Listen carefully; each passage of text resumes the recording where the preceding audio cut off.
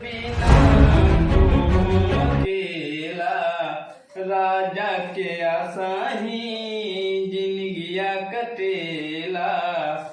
कहेला है सोनू भैया कुछ मजबूरी, कहेला है सोनू भैया कुछ मजबूरी। कहे दूर बड़ी मोर परान हो, जाए चंदा ले आवा खबरिया, जाए चंदा ले आवा खबरिया। कैसे न बाड़ी मोर जान हो, हे चंदा कैसे न बाड़ी मोर जान हो।